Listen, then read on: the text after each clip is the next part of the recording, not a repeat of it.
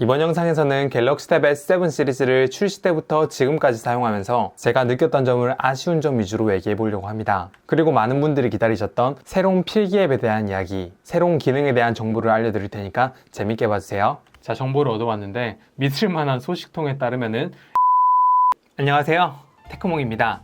전 요즘은 메인으로 사용하고 있는 태블릿이 여기 있는 갤럭시 탭 S7 플러스이지만 그전에는 여기 있는 아이패드 프로 12.9인치 모델을 사용했었고요. 그리고 그거 바로 전에는 갤럭시 탭 S6 이 모델을 오랫동안 사용해왔어요. 그래서 이 기기를 가장 오래 사용했던 만큼 이 제품의 아쉬운 점들에 대해서 제 유튜브 채널에 꾸준히 업로드를 했었는데 삼성전자에서 제 영상을 봤는지 안 봤는지는 솔직히 잘 모르지만 S7 시리즈에서는 그런 아쉬운 점들이 거의 다 개선이 된 채로 출시가 됐더라고요. 지금도 이 제품을 메인 태블릿으로 출시 때부터 지금까지 꽤 오래 사용해왔는데요. 사용을 해보니까 처음엔 잘 안 보였었던 장점들이 지금 보이기도 하고요. 처음엔 안 보였던 단점들도 지금은 꽤 많이 보이기도 합니다.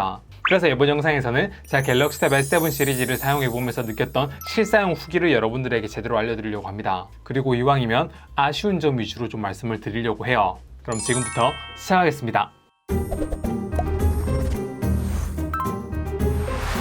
여기 있는 이 갤럭시 탭 S6 키보드 케이스는 처음에 좀 많은 분들의 원성이 자자했어요. S6 때부터 태블릿 뒤에 이렇게 펜을 붙일 수 있게 나왔고 이렇게 키보드 케이스를 뒤에 붙이게 되면 한쪽 부분이 이렇게 튀어나와 있다 보니까 바닥에 놓고 사용할 때 이렇게 조금 기울어진다는 점도 문제지만 가장 큰 문제는 이 키보드 커버 후면이 나노 젤 패드 방식을 이용한 방식이어서 한번 부착하면 이렇게 떼기가 힘들었어요.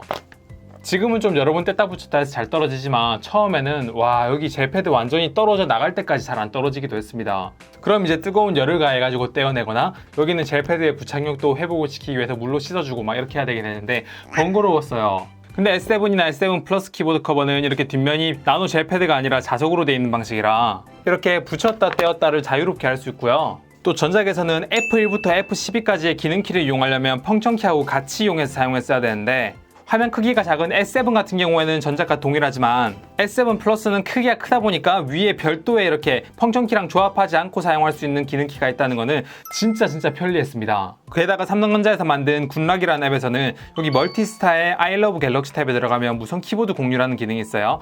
이 기능을 사용하게 되면 이 갤럭시 탭에 연결된 키보드로 폰이나 다른 기기에 이렇게 키보드를 타이핑할 때 쓸 수 있다는 아주 좋은 장점도 생겼거든요. 그래서 전 제품 처음에 구입할 때부터 지금까지 이 키보드 커버를 메인으로 사용하고 있고 밖에 나갈 때 키보드 커버를 안 쓸 때는 앞에 있는 이 키보드 부분만 이렇게 떼가지고 이렇게 들고 다니고 있습니다. 근데 이 키보드 커버 처음에 사용할 땐 몰랐었는데요. 조금 사용하다 보니까 이 키보드 본연의 기능이 조금 아쉽긴 했어요. 쉽게 말하면 타이핑할 때 일부 글자가 조금 씹히면서 오타가 난다는 얘기입니다. 항상 그런 건 아닌데 그런 문제가 발생했을 때는요, 이 키보드 커버를 뗐다가 이렇게 붙이니까 해결이 되더라고요. 그리고 글자 씹히는 게 또 항상 발생하는 게 아니라 특정 앱에서, 저는 이제 크리에이터 스튜디오라는 유튜브 앱에서 답변 달 때 좀 그런 게 많이 발생을 했고 뭐 이것저것 많이 다른 작업을 하다가 시스템이 좀 이렇게 과부하된 상태에서 댓글을 계속 이렇게 달다 보면은 그런 일이 좀 발생하는 걸 봐서 그래서 순정 키보드 커버하고 소프트웨어하고 최적화나 호환성의 문제가 조금 있지 않나라는 생각을 합니다. 또 다른 블루투스 키보드 연결하면 또 안 그래요. 그리고 전 밖에 나갈 때 원격 지원으로 여기 있는 태블릿으로 집에 있는 컴퓨터도 이렇게 사용하다 보니까 마우스를 좀 연결해서 많이 사용을 하는데 무선 키보드 공유 기능을 사용하게 되면 블루투스 마우스랑 연결된 게 끊긴다는 점, 그런 점은 조금 아쉽긴 했어요. 업데이트가 가능하다면 해줬으면 좋겠네요. 그리고 그 다음으로 말씀드릴 거는 S펜입니다. 이 갤럭시 탭 S7 시리즈의 S펜들은 전작에 비해서 특히 많은 개선이 이루어졌어요. 화면 주사율이 120Hz로 2배가 늘어나면서 화면도 부드러워졌지만 그거에 따라서 S펜에 있는 지연 속도, 반응 속도도 되게 많이 빨라진 게 눈에 보였거든요. 그게 이제 소프트웨어 예측 기술로 그게 가능해졌는데 그걸 전 세대에 있었던 S6나 S6 라이트 이런 데도 업데이트를 해줘가지고 전체적으로 요즘 갤럭시 탭의 S펜을 사용할 때 펜 지연 속도가 많이 빨라졌습니다. 하지만 이게 소프트웨어의 한계라고 해야 될까요? 이렇게 선을 그릴 때 레이턴시를 보면 정말 빠릅니다. 거의 바로바로 따라오는 것 같아요. 좀 더 빨리 해볼게요. 굉장히 빠르죠? 근데 글자를 썼을 때 레이턴시를 보면 요거만큼 빠르진 않다고 느낄 때가 많아요. 예측 기술을 이용해서 하는 거다 보니까 내가 쓴 거에서 조금 다듬어진다는 느낌이 들면서 그때 소프트웨어 처리하는 게 좀 있는 것 같거든요. 그리고 이게 소프트웨어를 처리하는 방식이다 보니까 항상 S펜의 속도가 최고이진 못합니다. 어떨 때 사용할 땐 레이턴시가 되게 빠른데 어떨 때 막 넷플릭스 보고 게임하고 막 이것저것 하다가 S펜으로 필기를 해보면 그때만큼의 반응 속도가 안 나오는 경우가 있어요. 그래서 전체적으로 S펜을 사용하면서 레이턴시는 아이패드만큼 빠르다라고 말하기에는 비슷하긴 한데 가끔씩 조금 더 느린 것 같아 라고 말하는 게 맞는 말인 것 같습니다. 그럼에도 불구하고 저는 요 필기감 하나만 놓고 봤을 때는 애플 펜슬보다는 여기는 S펜이 더 마음에 들거든요. 왜냐하면 애플 펜슬은 끝이 좀 딱딱하고 S펜 같은 경우에는 끝이 눌렀을 때 살짝 들어가면서 압력을 감지하는 것과 동시에 터치했을 때 터치감이 훨씬 더 뛰어납니다. 게다가 이건 따로 충전도 필요 없어요. 근데 참 그런 점에서 다 마음에 드는데 이 S펜에 대해서 사용하면 할수록 아쉬운 점을 3가지를 발견했습니다. 첫 번째는 요 에어 액션의 기능이 사실 되게 많이 미흡한 것 같아요. 원래 S펜은 충전을 하지 않아도 필기하는 데는 전혀 문제가 없지만 최근에 탑재된 S펜에는 이렇게 배터리가 들어가 있어가지고 S펜을 이렇게 띄워놓고 펜 버튼을 길게 눌렀을 때 카메라 앱을 연다고 돼 있죠. 버튼을 길게 누르고 있으면 이렇게 카메라 앱을 띄우고 이렇게 삼성 노트에 들어가게 되면 펜 한 번 눌렀을 때는 이렇게 펜을 변경하고 2번 눌렀을 땐 지우개 모드, 그리고 오피스 같은 경우에는 이렇게 슬라이드 넘기기 위와 같은 이렇게 무선으로 사용할 수 있는 기능들이 많단 말이에요. 근데 이게 생각보다 안정성이 좀 떨어져가지고 어쩔 땐 됐다가 어쩔 땐 안 됐다가 이럴 때가 좀 되게 많았어요. 그래갖고 좀 사용하다 보니까 저는 이게 불편해가지고 그냥 에어 액션 기능 끄고 지금은 별로 사용을 많이 안 하고 있습니다. 그리고 제가 한때 메인으로 사용하고 있었던 조르디가 아니라 갤럭시북 플렉스에도 이렇게 옆에 S펜이 내장되어 있고 배터리가 내장되어 있어가지고 에어 액션 기능을 쓸 수가 있는데 이 경우에도 에어 액션이 조금 부드럽게 실행이 안 되고 내가 실행하고 싶었을 때 실행이 안 될 때가 좀 많이 있었어요. 왜 그런 연결이 불안정한지에 대해서는 삼성전자가 이유를 알고 있을 것 같은데 어쨌든 그걸 조금은 개선을 해줬으면 좋겠습니다. 그리고 두 번째는 S펜이 부착되는 좌석의 위치입니다. 전 세대인 S6 같은 경우에는 여기 펜촉이 아래로 가도록 이렇게 부착하는 게 기준이었어요. 여기 충전을 할 수 있는 접점의 위치도 이렇게 아래에 있었고요. 반대로 이렇게 부착하게 되면 부착이 되긴 되는데 방향도 좀 불안정하고 부착력도 좀 떨어졌어요. 그리고 이렇게 부착하면 케이스하고 요 펜 위치도 안 맞아가지고 뚜껑도 이렇게 안 덮였습니다. 애초에 케이스에서도 여기 펜촉을 아래로 가도록 부착하라고 돼 있었죠. 근데 S7 시리즈에서는 반대입니다. 펜촉을 위로 가게 부착하라고 돼 있죠. 그래서 부착할 때 부착이 잘 되게 하려면 펜촉이 위로 가도록 이렇게 부착해야 됩니다. 그래야 충전이 돼요. 근데 뭐 충전 기능 따로 안 쓸 거면은 그냥 S펜 아무 때나 이렇게 던져놓고 뚜껑 닫아버리면 됐는데 이 키보드 커버 뒷면 이거 열 때도 이렇게 자석이 있어가지고 펜 밖으로 안 빠졌었거든요. 근데 저는 이건 이동할 때는 이렇게 쓰지만 실사용할 때는요 펜을 항상 이 위에다가 이렇게 올려놓고 사용합니다. 근데 이렇게 사용하게 되면 이렇게 쉽게 떨어져요. 이때도 반드시 펜 촉이 왼쪽으로 가도록 이렇게 해야 안 떨어져요. 이게 애플 펜슬은요 펜촉이 왼쪽으로 가게 해서 붙이든지 펜촉을 오른쪽으로 가게 해서 붙이든지 둘 다 잘 붙고 충전도 둘 다 되거든요. 그래서 좀 이런 거 생각 안 하고 부착할 수 있게 요렇게든 잘 붙을 수 있게 좀 그렇게 만들어 줬으면 좋겠습니다. 그리고 그 다음으로 사실 가장 아쉬운 거는 요 S펜의 팜 리젝션 기능이 조금 불안정합니다. 그냥 아무 스마트폰이나 태블릿에 사용할 수 있는 이런 손 대신 사용할 수 있는 터치펜은요 이렇게 태블릿에서도 손가락 대신 인식을 하지만 이런 터치펜은 손바닥하고 펜을 두 개 구별해서 인식하지 않아요. 근데 S펜은 펜이 가까이 접근하게 되면 호버링이라고 해서 여기 이렇게 포인터가 생기는데 이 상황에서는 손가락을 인식하지 않습니다. 그래서 손바닥으로 올려놓고 펜이 가까이 다가갔을 때 손을 이렇게 움직여도 화면이 이동하지 않는 걸 알 수가 있죠. 그래서 손바닥이 영어로 팜이니까 팜을 인식하지 않는다. 팜 리젝션 기능이 이런 S펜에서는 되게 중요한데 이 팜 리젝션 기능이 애플 펜슬에 비하면 S펜은 조금 불안정합니다. S펜이 충분히 가까이 갔을 때에만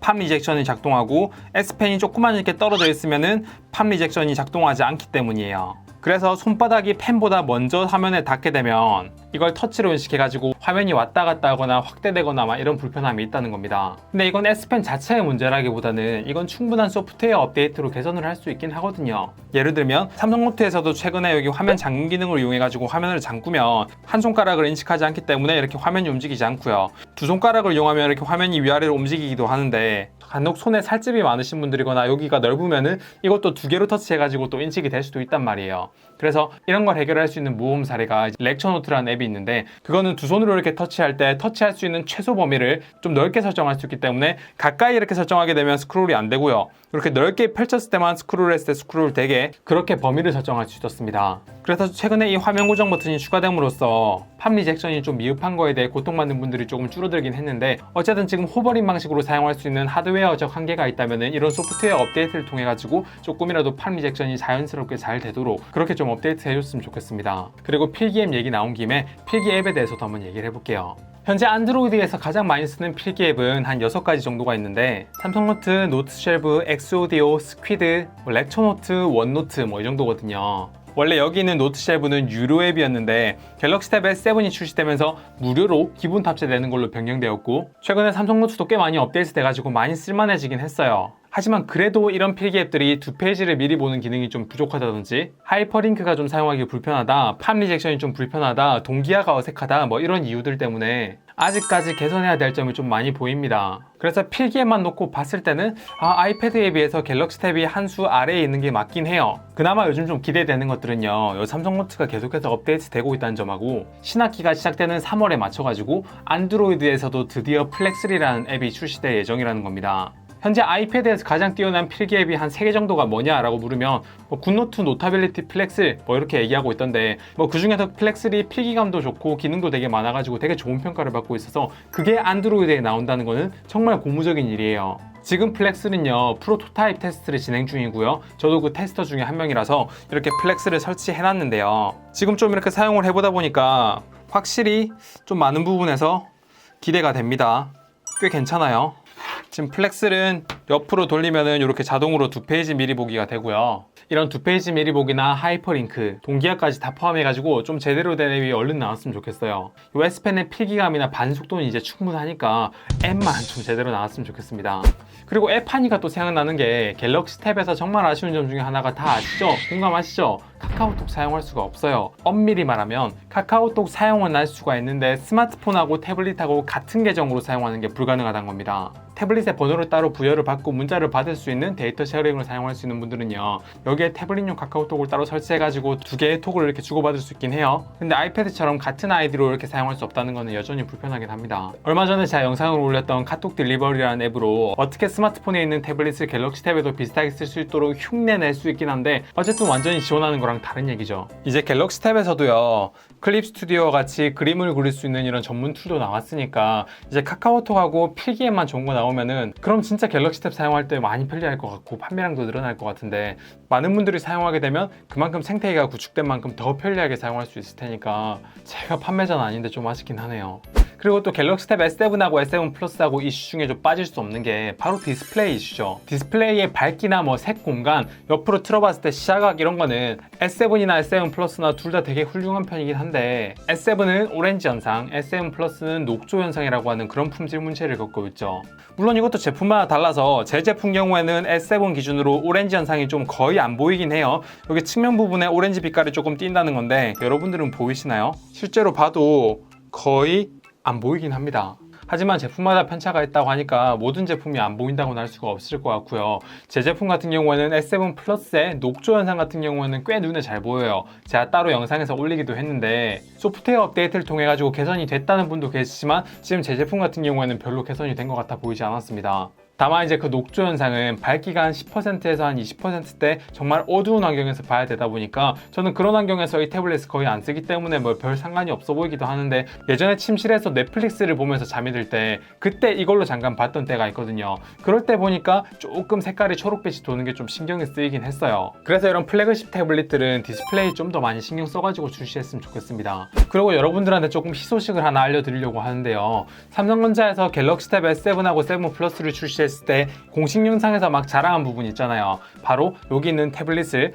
윈도우의 듀얼 모니터로 사용할 수 있다는 기능이었죠. 사실 이런 기능은 제가 지난 갤럭시 탭 S6 때 따로 영상을 찍어가지고 보여드린 적도 있는데, 스페이스 데스크나 투몬 SE 같은 이런 별도의 앱을 설치하게 되면 할 수 있는 거였거든요. 근데 삼성전자에서 공식적으로 지원하는 게 아무래도 소프트웨어적으로 더 완성도가 있고 더 성능이 좋을 거라고 생각해가지고 기다리시는 분들 많았을 텐데, 언제 출시하냐라고 생각하시는 분들 많으시죠? 자, 정보를 얻어왔는데 믿을만한 소식통에 따르면은 1월 중에 출시된다고 하니까 조금만 더 기다리시면 될 것 같습니다. 과연 기존에 출시되어 있는 앱들보다 성능은 어떤지, 호환성은 어떤지, 편의성은 어떤지 자세히 분석해가지고 출시되면 올릴 테니까 어쨌든 조금만 더 기다려봅시다. 그리고 또 사용하면서 소소한 아쉬운 점이 있다면은 바로 볼륨 버튼이 좀 이상합니다. 사실 대부분의 안드로이드 기기들이 이런데 이 제품은 그렇게 나오면 안 된다고 생각해요. 보통 우리는 스마트폰이나 태블릿이 이렇게 세로로 설계가 돼 있고, 세로로 사용했을 때 볼륨 버튼이 위에 있는 게 볼륨 업, 아래에 있는 게 볼륨 다운, 이렇게 생각하는 분들이 많고 실제로 그렇게 작동을 합니다. 근데 갤럭시 탭 S7이나 7 플러스 같은 경우에는